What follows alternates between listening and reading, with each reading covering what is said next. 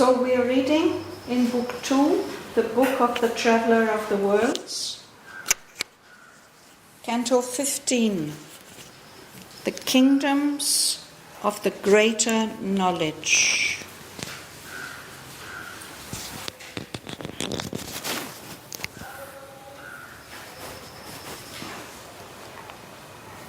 We started this canto last week, and we're just on the second page, page 298, and we're going to start reading just below the middle.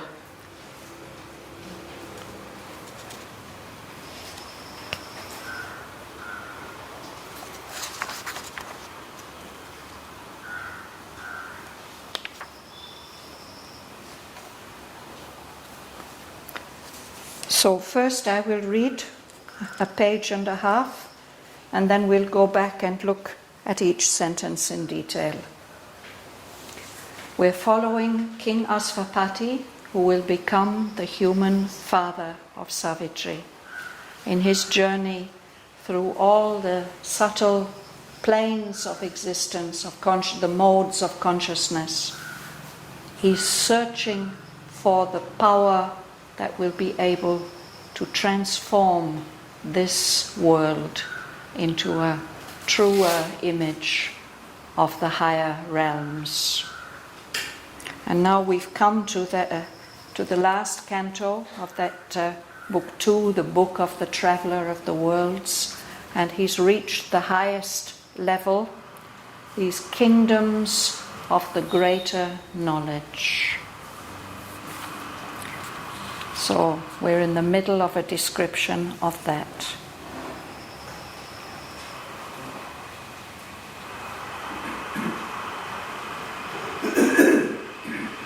These are the spirit's realms, the kingdoms of the spirit.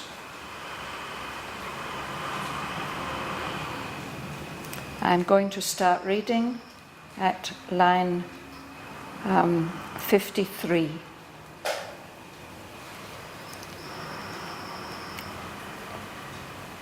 A glorious multiple of one radiant self, answering to joy with joy, to love with love. All there were moving mansions of God bliss. Eternal and unique, they lived the one.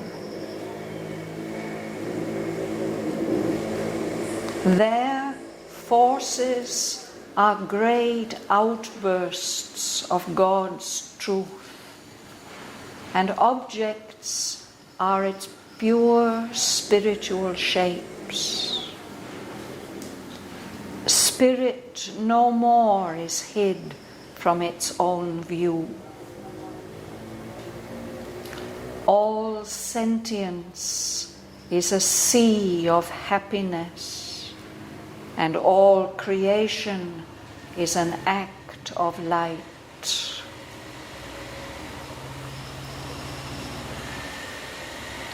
Out of the neutral silence of his soul, he passed to its fields of puissance and of calm, and saw the powers that stand above the world, traversed the realms of the supreme idea, and sought the summit of created things and the almighty source of cosmic change.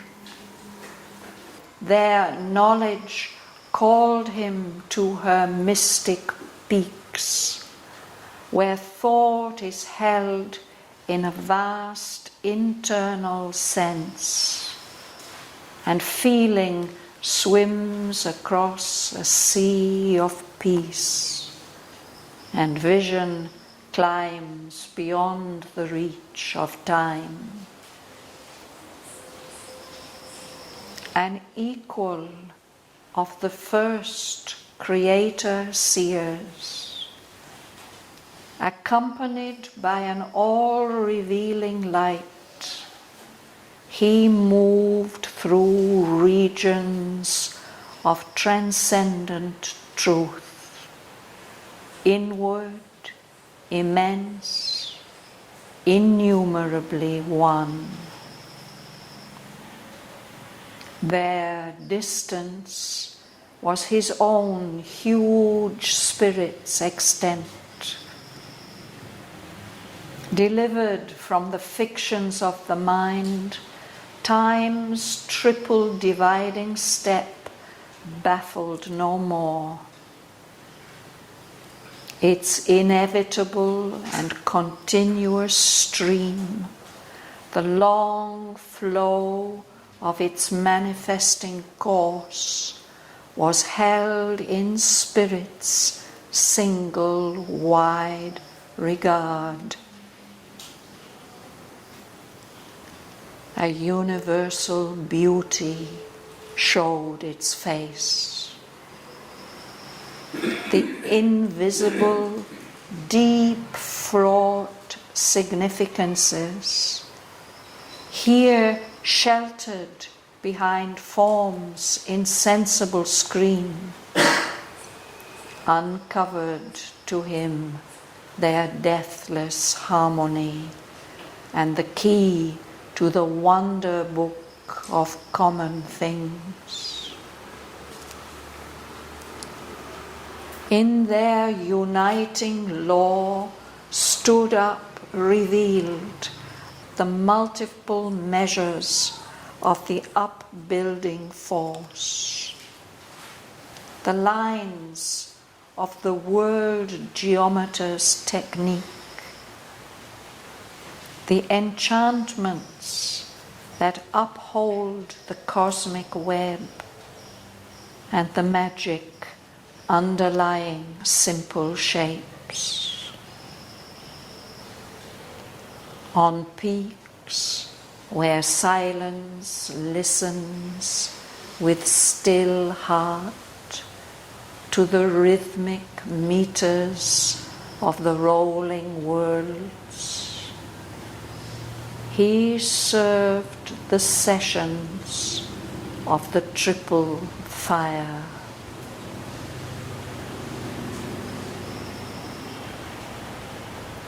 On the rim of two continents of slumber and trance, he heard the ever unspoken reality's voice awaken revelation's mystic cry, the birthplace found of the sudden infallible word, and lived in the rays of an intuitive sun.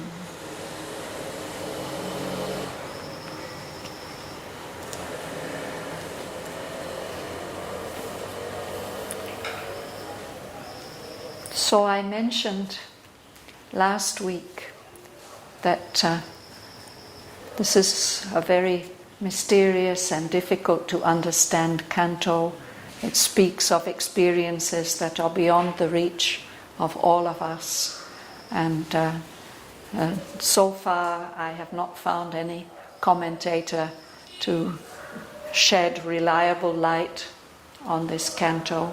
So we are just groping through the darkness on our own, or through the light, through this dazzling light on our own, trying to make out as well as we can at least the surface meaning of Sri Aurobindo's words.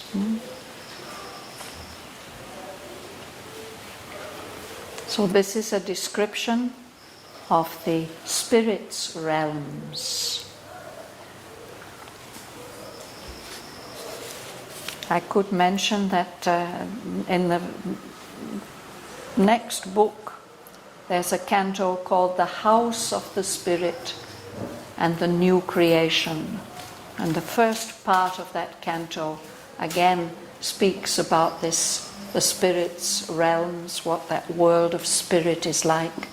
And then the second half of the canto gives a description of the new creation that is intended for this earth when that realm of spirit will manifest here.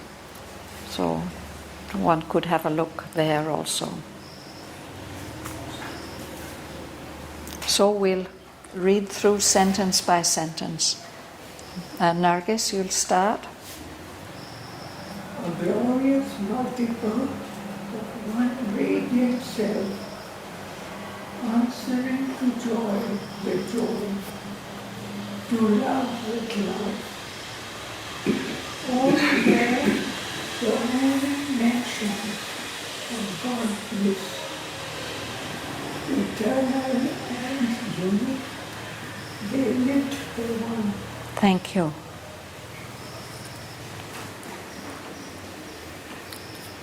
This refers to the beings who inhabit that realm of spirit. Each of those beings, all there, all together they constitute a glorious multiple of one radiant self. This is the level where the one self individualizes into many, many different forms, each of which is eternal and unique, and each of which is still connected with the one. Eternal and unique, they lived the one.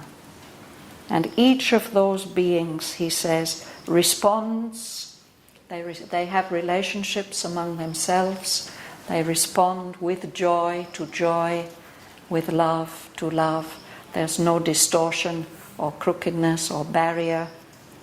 And all of these beings are moving mansions of God bliss. This reminds us that Sri Aurobindo often speaks of our body as a house. So a very, very glorious kind of house is a mansion, you know? So each of these individualized beings is a mansion, a moving, living mansion of God bliss.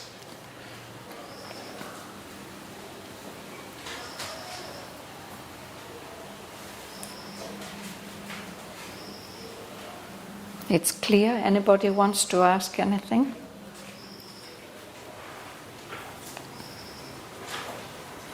I thought one thing when I saw the edition and reading this is very often using English words, English seasons, English houses.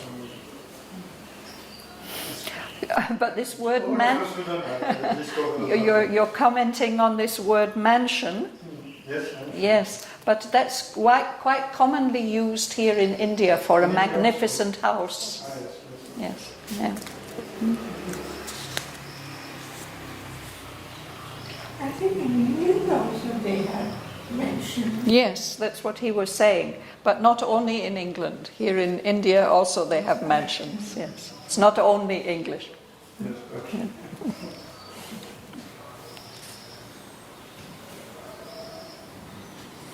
Next sentence, please, Patricia. Their forces are great outbursts of God's truth, and objects are its pure spiritual shapes. Spirit no more is hid from its own view. All sentience is a sea of happiness, and all creation is an act of light. Yes. So in our world too, there are forces and objects, but here they are different. There, in that realm of spirit, forces are great outbursts of God's truth, tremendous explosions or movements of the one truth. And objects, things which are not moving, which are fixed, these are pure spiritual shapes of spirit. So spirit there is no longer hidden to its own view. Here, spirit is disguised as all these outward forms that we experience. There, it is not hidden. All sentience is a sea of happiness. Sentience, the power of the senses, what we feel with the senses. So all feeling, all physical contact is a sea of happiness. And all creation is an act of light.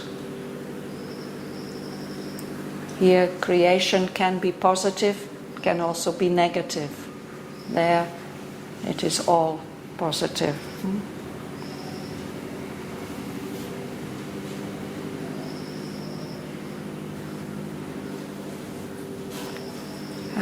Prasanna?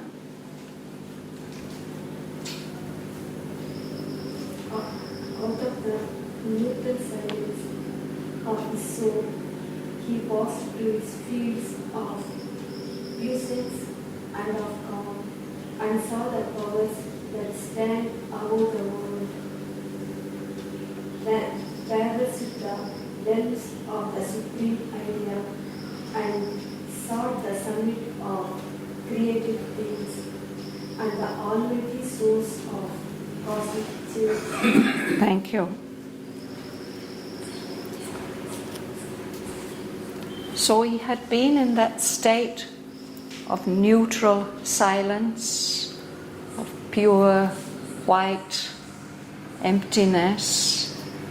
Now he's moving out of that into other realms of spirit, of soul.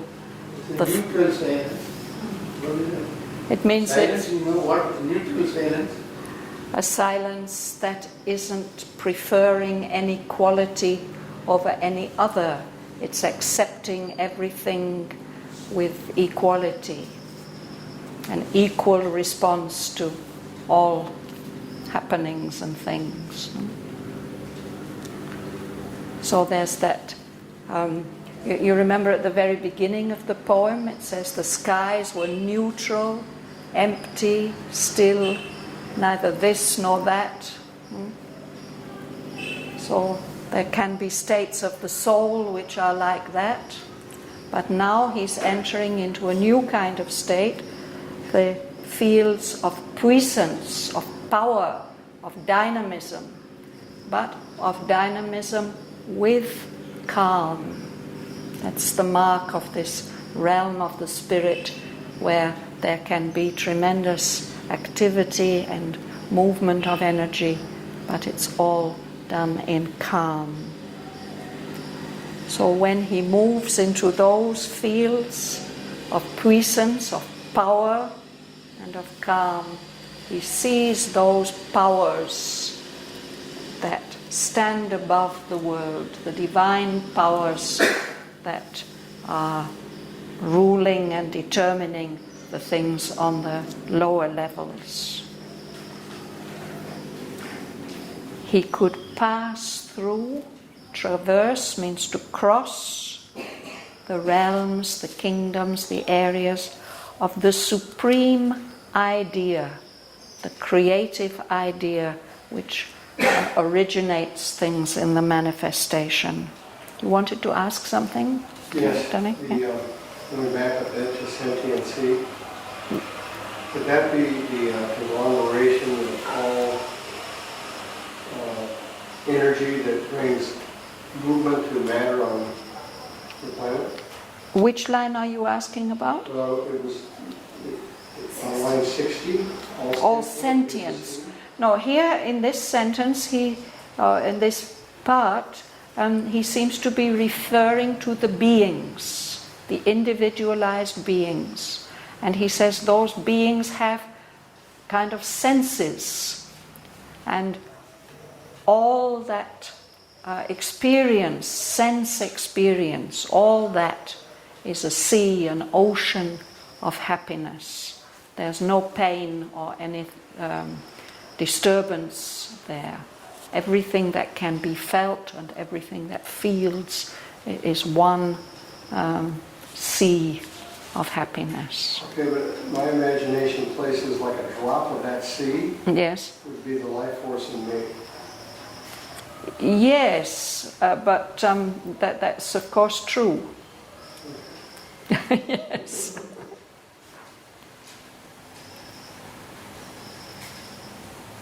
But here it's not always a sea of happiness, no. No.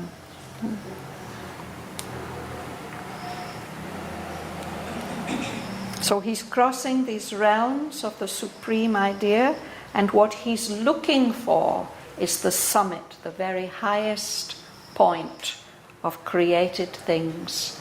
And he's looking for the source, the all-powerful source that can change things in the universe, the almighty source of cosmic change. That's what he's been looking for all the while, but now he comes closer to it. What does it mean, cosmic change? The cosmos is the universe. So what is cosmic is universal. Universal change. It means, I think what it means here is change in the universe. You know, of course the universe is always moving and changing. But what is the source of real change in the universe? Here it's just, we say matter can neither be created nor destroyed. The forces also, the energy, it's moving, it's taking different forms.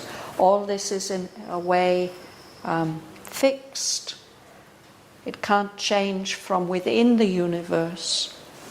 It needs something from above that can bring about a cosmic change, a universal change. I think that's what it means. Anyway, it's the source, the almighty source from which change in the universe comes about.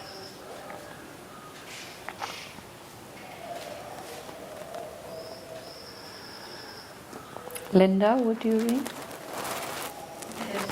The knowledge called in to her mystic peaks, where thought is led in a vast internal sense, and feeling swims across a sea of peace, and vision climbs beyond the reach of time. So these are the mystic peaks of knowledge, the higher knowledge, the greater knowledge. Yeah, on those peaks, Sri Aurobindo says, thought is held in a vast internal sense. That's a kind of direct knowing. From within, a subjective knowing. And feeling swims across a sea of peace. And the power of vision, and that's another of our ways of knowing, climbs beyond the reach of time.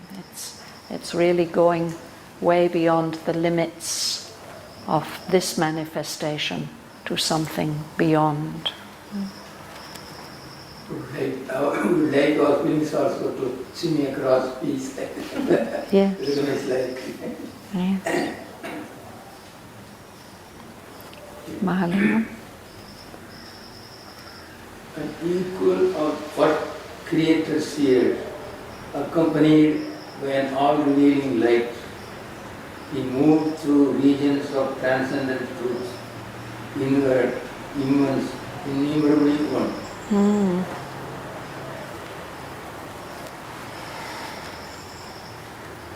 So King Aswapati moves there as an equal of the first creator seers. the ones who used the power of vision to create this manifestation. He's on the same level as they are. Wherever he moves, he's accompanied by an all-revealing light. There's nothing hidden, there's no shadow. He's moving through regions of transcendent truth. Here in our universe there are many small truths, but this is a transcendent truth, a truth that's beyond the limitations of the universe. That truth is inward, immense, innumerably one. This is one of these phrases of Sri Aurobindo's where he seems to express something contradictory. How can one be innumerable? But that is the quality of this realm, where the one is experienced in innumerable self-expressions.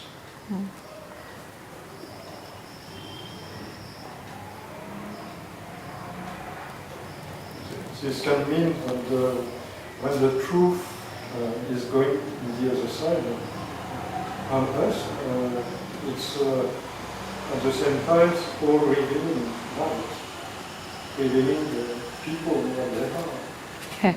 Yes, exactly. It reveals everything. Yes, it's a truth light. This what could be difficult for some person, or maybe. It's difficult as long as we are imperfect, no? When we live in the life, the pure light and life of the spirit. So this seems to correspond to a level which Sri Aurobindo describes in the Life Divine. He speaks about the supermind as creator, and he says that's the level where things can be experienced in three poises of consciousness at the same time. Everything is experienced as the one, but that one expresses its potentialities as separate possibilities of its self-manifestation, and then it individualizes even further, so that these are separate individualized beings or souls of the one. But the sense of oneness remains in all the three poises, and he says the characteristic of that supermind consciousness is being able to be one and many at the same time, and to have relationships between the different individualized expressions of the one, still in a sense of pure oneness.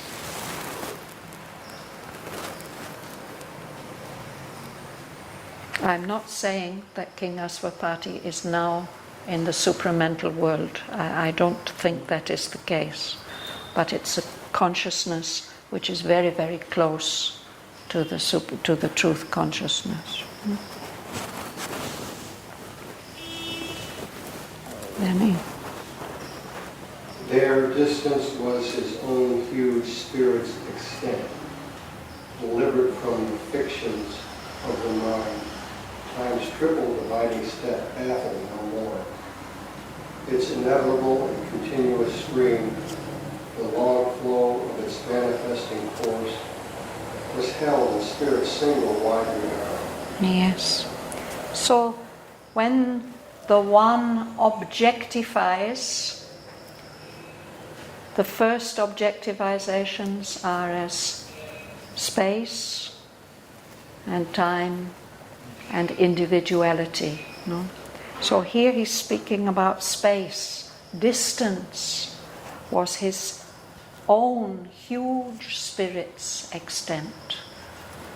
King Aswapati experiences all that vast space as within himself, as part of himself, an expression of himself. Distance was his own huge spirit's extent. And he's also aware of the oneness of time.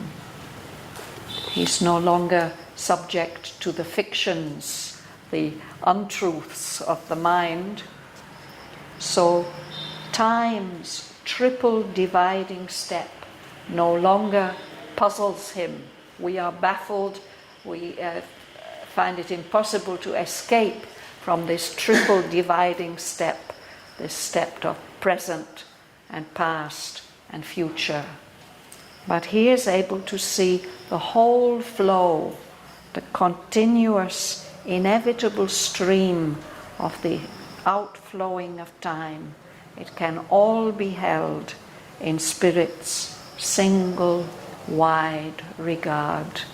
He's able to see the past, the present, the future, all in one vast look.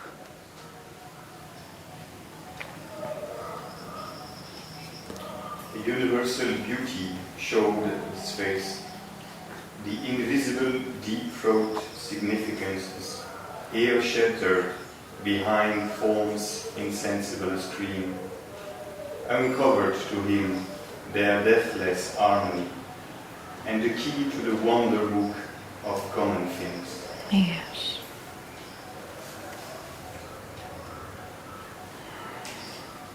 So another characteristic is beauty, a universal beauty. Everything in the universe is beautiful.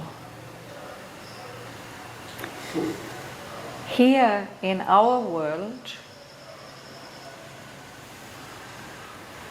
the deeper significances of form are invisible. They are loaded with meaning, but they are invisible. They are sheltered behind the screen of form. We see the form, we see the surface. We don't see those invisible, deep, fraught significances. Fraught means loaded with.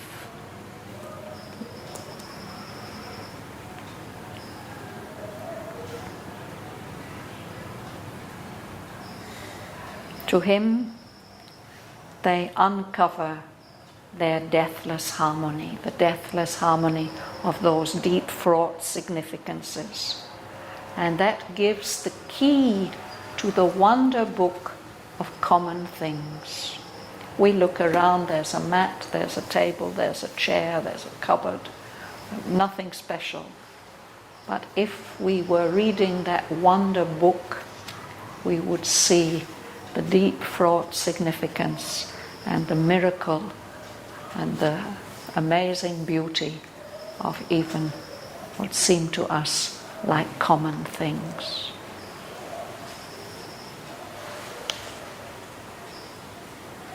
This is revealed to him now. It's okay? It's very interesting. Yes. Everything is somewhere. Yes.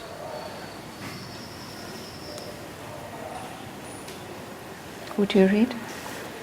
In their uniting laws still up revealed, the multiple measures of the upbuilding force, the lines of the world geometer's technique, the enchantments that uphold the cosmic web, and the magic underlying simple shapes.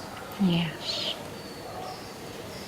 So here's a list of things that are revealed to him. The multiple measures of the upbuilding force, the force that builds things up. It has many, many different ways of measuring. He can also see the lines of the world geometer's technique. Geometry is the science of forms, of shapes. So what are those lines, that geometry, that the world geometer, the one who has put all this together, what are the lines on which he's working? What is his technique? How does he build things together? And the enchantments, the magic that supports, that upholds the cosmic web. A web, of course, we associate with spiders, but the essential thing about a web is that everything is connected with everything else. That's the thing about the web. That's why we call it the World Wide Web. No? And I remember an old sadhak in the ashram explaining, his books are here about Egyptian hieroglyphs. He mentioned that the symbol for that knowledge with a capital K, the gnosis, the greater knowledge, for the Egyptians, it's a mat, a woven mat, because that everything there, it's a web, everything is connected. And that is why in fairy tales, magicians travel on a flying carpet. They have that they can go wherever they want, because for them everything is connected with everything else. Nice, no? The web. A web actually is anything woven. So there's some kind of magic that's holding up this cosmic web, this connection of everything with everything else. And so even simple shapes, they have some magic underlying it. So all these things stand up revealed in their uniting law. Each of these things which he's seeing or which can be expressed in these ways, they are uniting, they show the connections, the oneness of everything.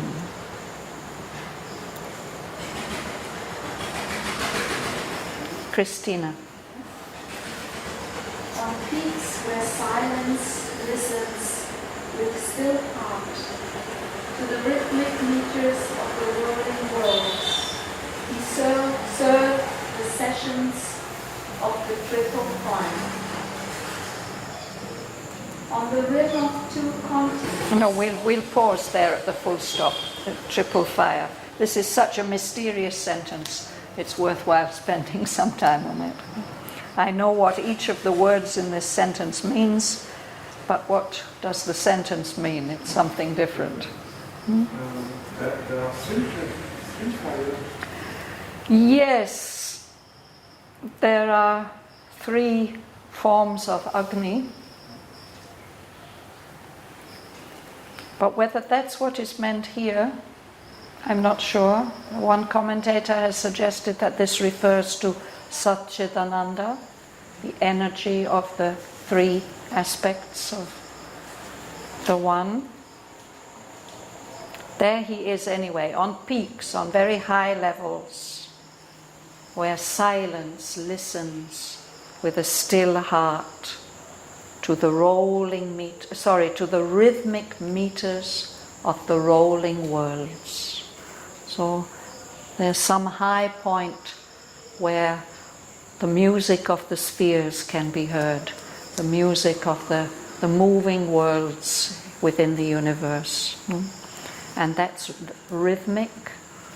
These are rhythmic vibrations. They are meters, like the meters of poetry, that are kind of powerful music.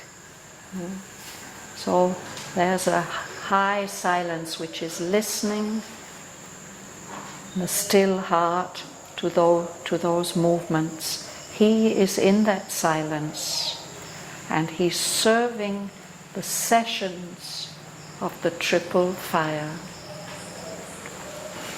A sessions suggests a kind of court or tribunal. the judges sit, they have their sessions when they decide things. So it's as if he gets somehow implicated, or at least he serves that court or those powers, that triple fire, that three-aspected fire, which is deciding how things work out. Mysterious, suggestive sentence, we can contemplate on it.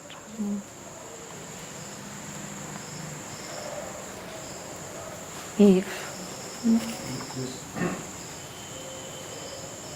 On the rim of two continents of slumber and trance, he heard the ever unspoken reality's voice, awakened revelation's mystic cry, the birthplace found of the sudden infallible word, and lived in the rays of an intuitive sun.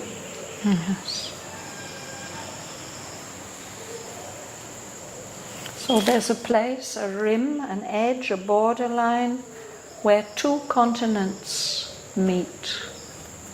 A continent of slumber, of sleep, and a continent of trance.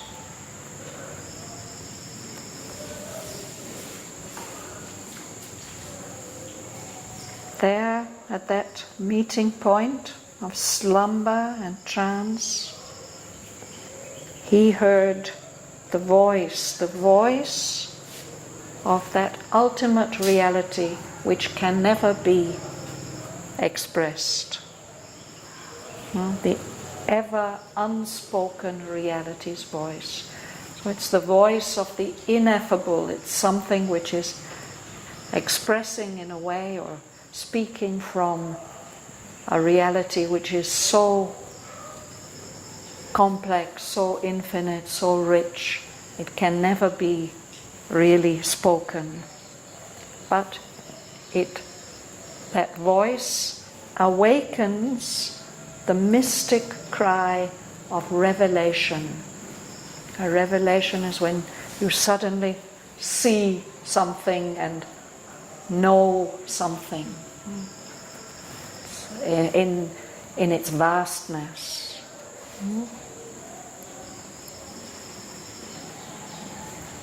He found the birthplace of the sudden infallible word, the creative command of the Supreme that has to be fulfilled. It's infallible. It has to be fulfilled. And he lives there in the rays of an intuitive sun. A sun is a divine center of energy and light. This is an intuitive sun. It's shedding the rays of intuition and revelation.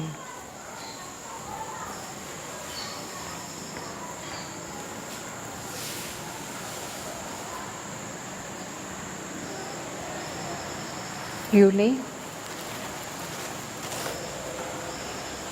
Absorbed from the ligaments of death and sleep, he rode the lightning seas of cosmic mind and caused the ocean of original sound.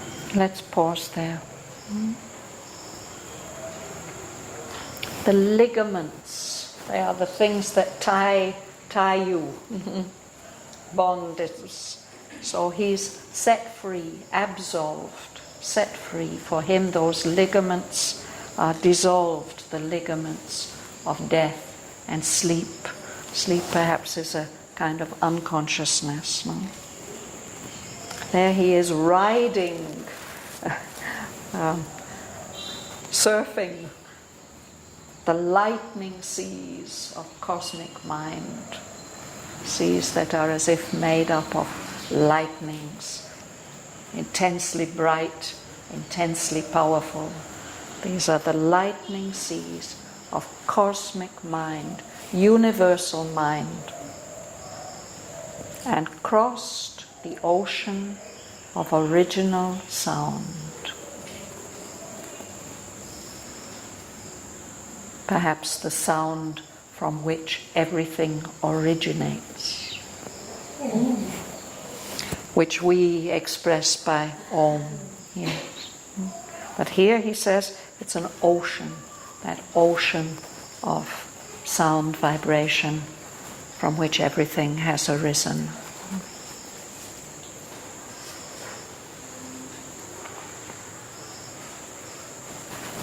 Would you read? The last step is supernal birth. He trod along extinction's narrow edge, near the high verges of eternity, and mounted the gold ridge of the world's dream, between the Slayer and the Saviour's fires. Thank you.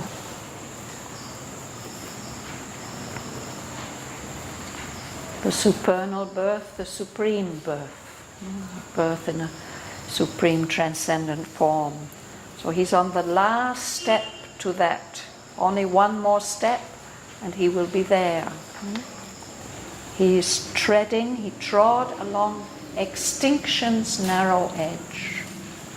So it's as if there's the danger of losing, of being made extinct, no? There he is. It's a very, very narrow edge, as if on a mountain ridge where everything falls away on both sides. It's near the high verges, the edges, the borderlines to eternity. And he went higher and higher along the gold ridge of the world dream. This must be the highest edge of the world stair, all the many levels of the world mountain, the world dream. Between two fires. The fires, one of which saves and the other of which destroys.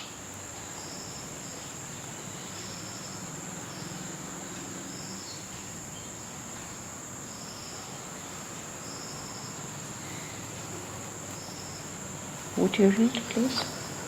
Would you read? Yes.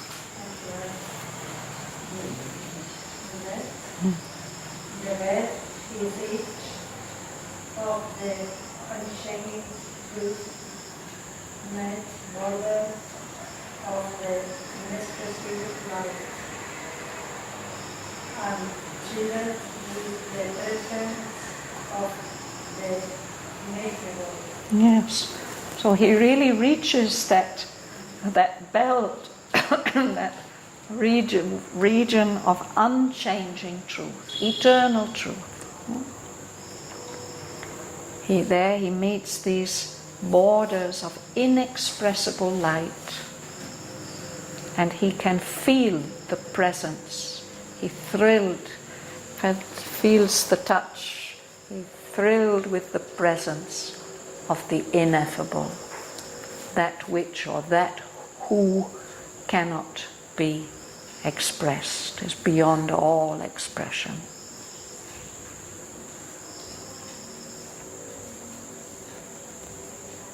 He can look up even higher, Martin.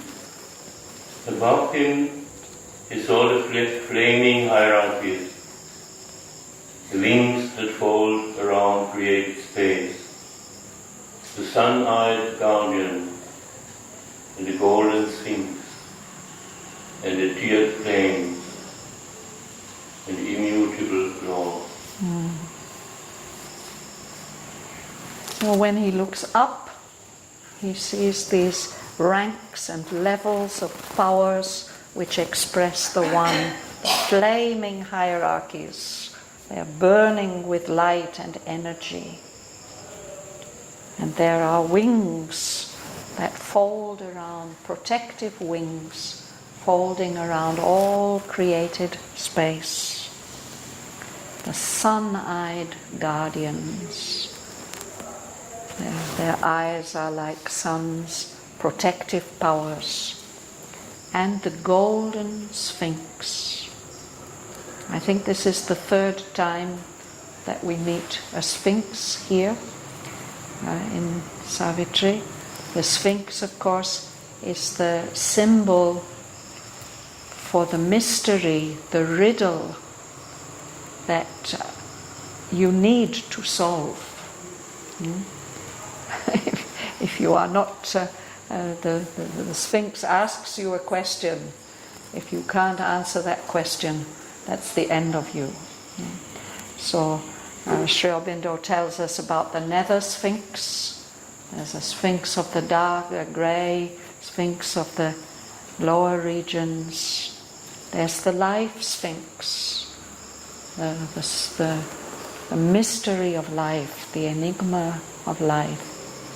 And here's the golden sphinx, the highest mystery of all, the riddle that we ultimately need to find the answer to that question which it poses to us. When you speak about the arm unveiled, can be the sphinx also. Well, there it was the mother, no? So of course, yes, the mother is a sphinx as well. Yes.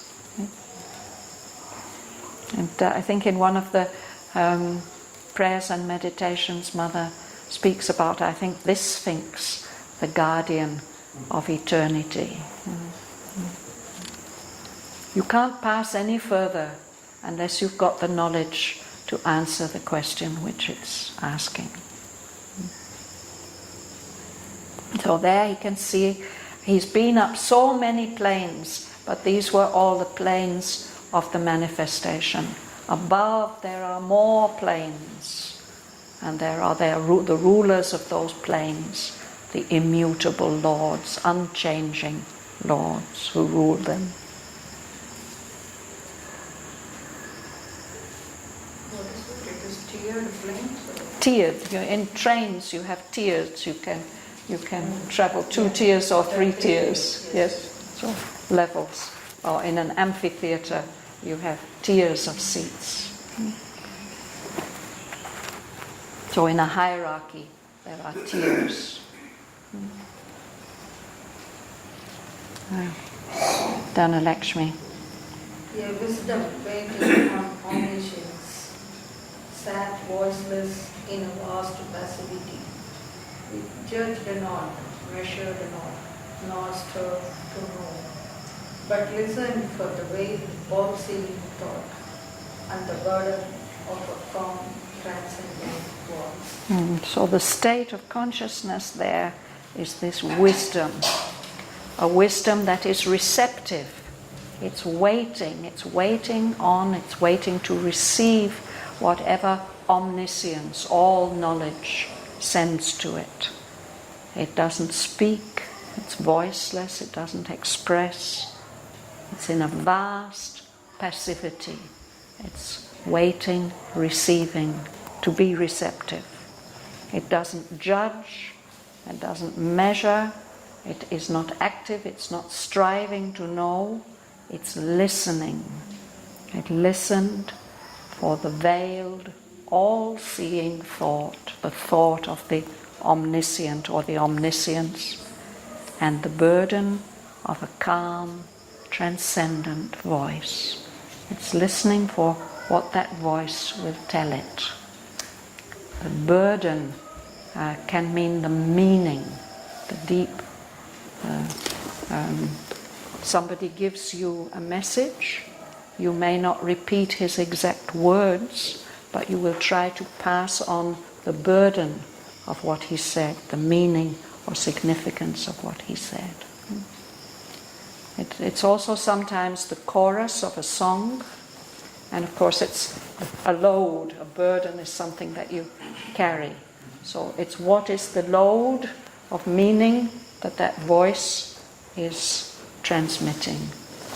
So that wisdom is waiting to receive that. I'm going to read the next sentence because it ties it all up.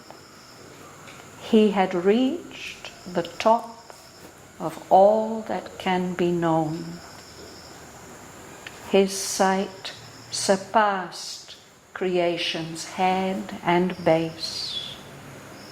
Ablaze, the triple heavens revealed their suns. The obscure abyss exposed its monstrous rule.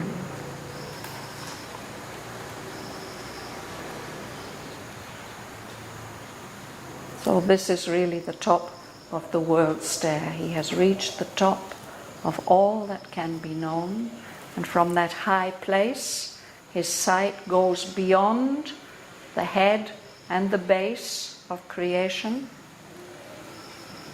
He can see the triple heavens. Perhaps these are the heavens of Satchidananda.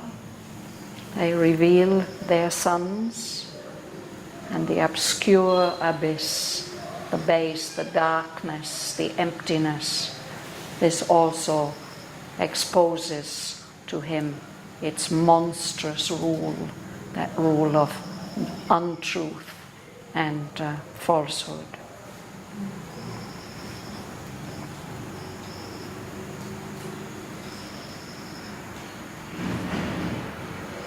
So I think next week perhaps we can complete this canto. Let's see if we've got pictures. Yes, here. On the last step to the supernal birth, he trod along extinction's narrow edge near the high verges of eternity, and mounted the gold ridge of the world dream between the slayer and the savior fires. Here I can see, there's a white fire and a golden fire. The white fire that dissolves you into extinction, and the golden fire that fills you with eternal life. You'll have to come closer to really see it. So perhaps we have time to read these lines together.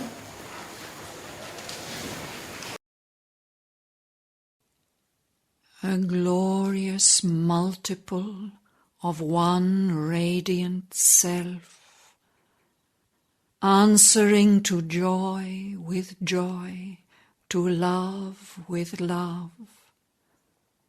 All there were moving mansions of God bliss. Eternal and unique, they lived the one. Their forces are great outbursts of God's truth, and objects are its pure spiritual shapes. Spirit no more is hid from its own view. All sentience is a sea of happiness, and all creation is an act of light. Out of the neutral silence of his soul, he passed to its fields of puissance and of calm, and saw the powers that stand above the world, traversed the realms of the supreme idea, and sought the summit of created things, and the almighty source of cosmic change.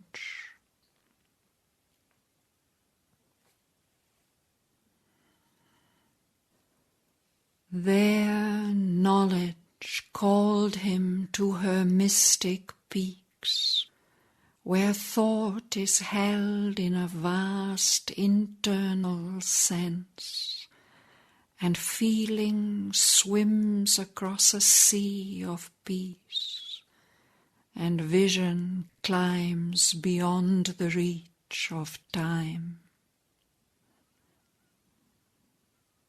An equal of the first creator-seers, accompanied by an all-revealing light, he moved through regions of transcendent truth, inward, immense, innumerably one.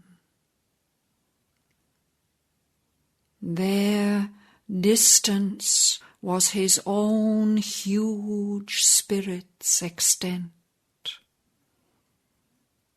delivered from the fictions of the mind, time's triple dividing step baffled no more.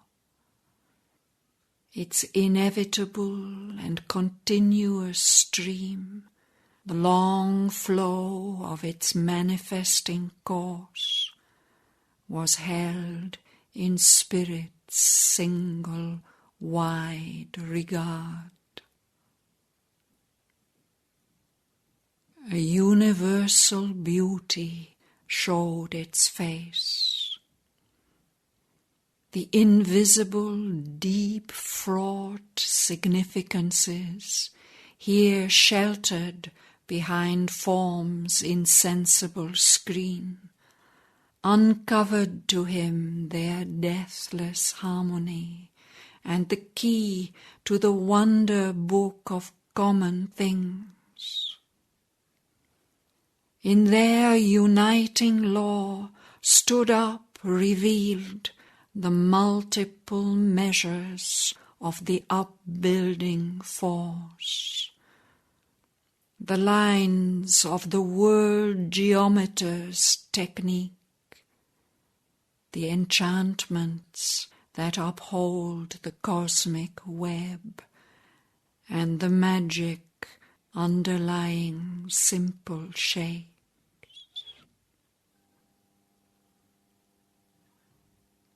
On peaks where silence listens with still heart to the rhythmic meters of the rolling worlds, he served the sessions of the triple fire. On the rim of two continents of slumber and trance, he heard the ever unspoken reality's voice, awaken revelation's mystic cry, the birthplace found of the sudden infallible word, and lived in the rays of an intuitive sun. Absolved from the ligaments of death and sleep, he rode the lightning seas of cosmic mind and crossed the ocean of original sound. On the last step to the supernal birth, he trod along extinction's narrow edge, near the high verges of eternity, and mounted the gold ridge of the world dream between the Slayer and the Saviour fires. The belt he reached of the unchanging truth met borders of the inexpressible light and thrilled with the presence of the ineffable. Above him he saw the flaming hierarchies, the wings that fold around created space, the sun-eyed guardians, and the golden sphinx, and the tiered plains, and the immutable lords.